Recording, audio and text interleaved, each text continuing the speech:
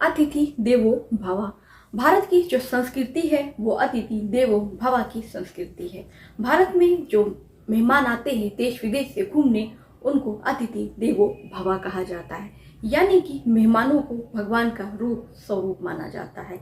लेकिन कैसा लगे और कैसा हो कि अगर यही जो नीति है वो बिल्कुल उलट सी साबित हो जाए। ऐसी ही कुछ घटना घटी है जिसे सुनने के बाद आपके होश उड़ जाएंगे और आप भी काफी ज्यादा शर्मसार हो जाएंगे। ऐसी ही घटना घटती है, एक विदेशी महिला होती है जो भारत घूमने के लिए आती है और कहीं ना कहीं उसने सुन रखा था कि भारत में मेहमानों को अतिथि देवो भव कहा जाता है। लेकिन उसका जो स्वागत है अतिथि देवो भव की तरह नहीं, बल्कि उससे जो कुछ लोगों ने अपना रूप दिखाया वो बिल्कुल एक दरिंदे का रूप दिखाया और उसके साथ कुछ ऐसा किया कि उससे पूरे देश विदेश में हर जगह भारत के बारे में लोग तरह तरह की बातें कर रहे हैं और कह रहे हैं कि आखिर में कोई इतना गिर कैसे सकता है। तो चलिए फिर बताते हैं कि उस महिला के साथ क्या हुआ। आप शक्ति का नमस्कार। हाल ही में हाईवे क्राइम तक मैं आपके साथ आज की मैं जो सच्ची घटना आपको सुनाने जा रही हूँ, उसे सुनाने से पहले अगर आप मेरे चैनल पर नए हो और आपने मेरे चैनल को सब्सक्राइब नहीं किया तो मेरे चैनल को सब्सक्राइब कर ले।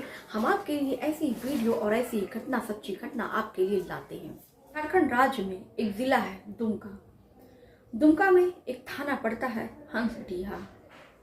बात 1 मार्च सन 2024 की है।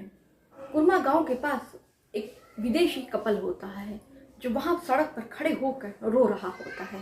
तभी वहां अचानक पुलिस की जो गाड़ी है, पेट्रोलिंग गाड़ी, वो गश्त करने के लिए निकलती है।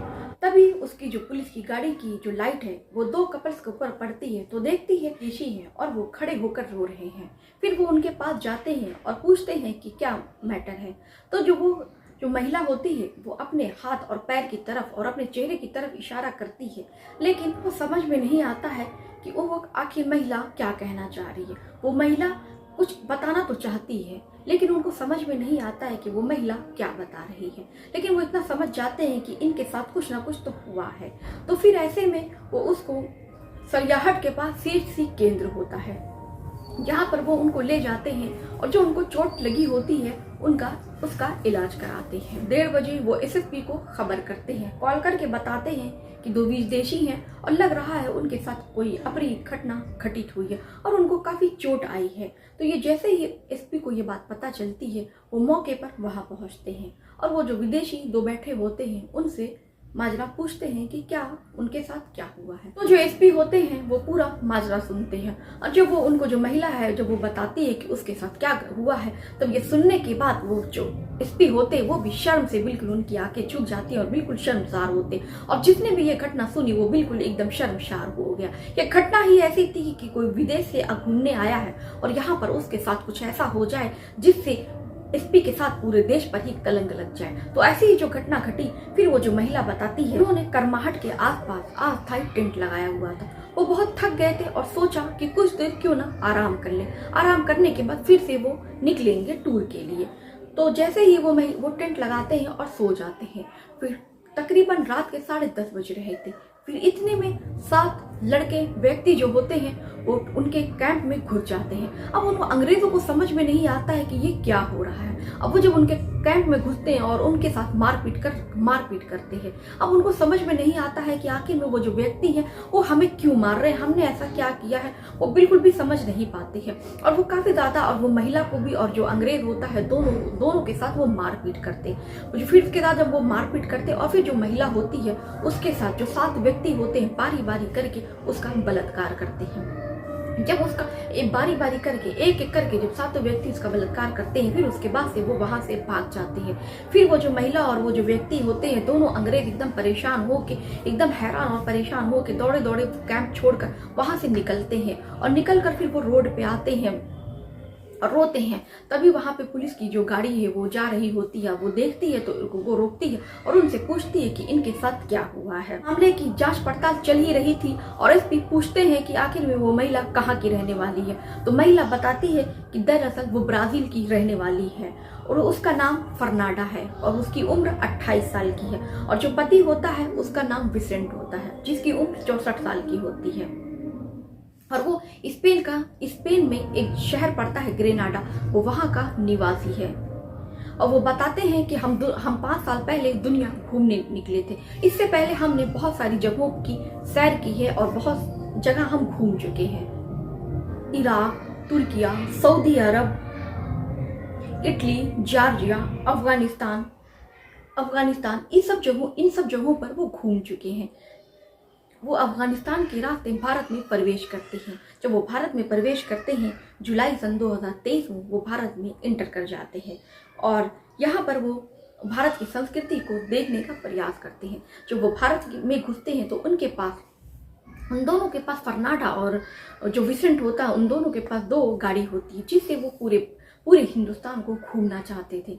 और जब वो घूमते हैं और वो काफ़ी जगहों पर वो घूमते हैं और जाते हैं और कहीं भी जब होता वो थक जाते तो टेंट लगाकर थोड़ी देर आराम कर लिया करते थे।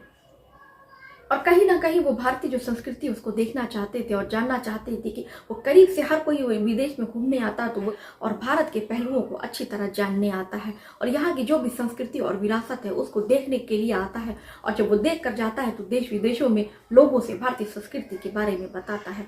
और ना भारत के लोग भी इससे अनजान थे और विदेश भी इससे अनजान थे कि वो भारत में जाएंगे। और हम भी इससे अनजान थे कि किसी विदेशी के साथ इतनी दरिंदगी, इतनी हैवानियत कोई किसी के साथ, विदेशी के साथ ऐसा कर सकता है कि जो ना हमारी भाषा जानता हो, जो ना हमारे देश के बारे में जानता, जो हमारा कल्चर ना जानता हो, इसके साथ एक ऐसा दरिंदा उन्हें मिल जाएगा कि बिल्कुल इंसानियत को भी वो शर्मसार कर दे। क्योंकि ये घटना जो थी वो बिल्कुल इंसानियत के भी खिलाफ थी, इंसानियत को भी शर्मसार और हिला देने वाली घटना। ये हिंदुस्तान घूमने के बाद ये पश्चिम बंगाल से नेपाल के रास्ते से इनको ऑस्ट्रेलिया के सफ़र के लिए निकलना था। अब जो इनकी मंजिल थी वो ऑस्ट्रेलिया थी। अब वो ये ऑस्ट्रेलिया के सफ़र पे निकलते और ऑस्ट्रेलिया में घूमते क्योंकि इनका जो मकसद था वो पूरी दुनिया को घूमना था और वो पूरी दुनिया को घूमने निकले थे। लेकिन इनको नहीं पता था पूरी दुनिया को घूमते घूमते इनके साथ कुछ ऐसी घटना घट जाएगी जिससे पूरे देश में हाहाकार मच जाएगा। और जहाँ जहाँ से भी ये गुजरे, इराक, तुर्की, सऊदी अरब, इटली, जॉर्जिया,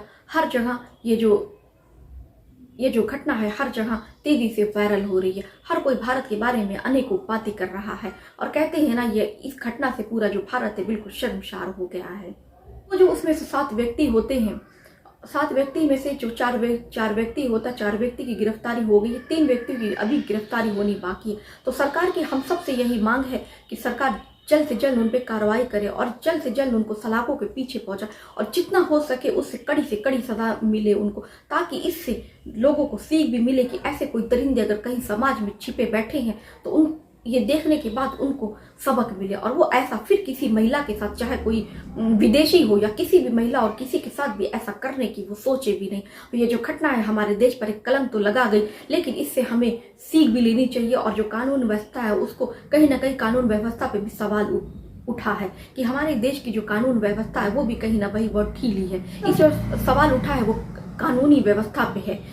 हमारे भारत की जो कानूनी व्यवस्था है बहुत ज़्यादा ढीली और क्योंकि अगर भारत में वैसी ढीली ढाली व्यवस्था ना होती तो इस तरह के जो आप भी आए दिन हर रोज आप बलात्कार जैसी घटनाएं सुनने को और आपको देखने को मिल जाएगी। तो ऐसी घटना जो हमारे भारत में वो काफ़ी तेज़ी से हर दिन इस तरह की घटनाएं घटती हैं, लेकिन जो सरकार है इस पर कोई ठोस कदम नहीं उठा रही है। जब तक सरकार इस पर ठोस कदम नहीं उठाएगी तो इस तरह जो बलात्कार जैसी खिनौनी हमारे भारत में आए दिन जो घटनाएं होती रहती इस पर कभी रोक नहीं लगेगी। तो आपकी इस पर क्या राय है आप हमें कमेंट बॉक्स में करके ज़रूर बताइएगा।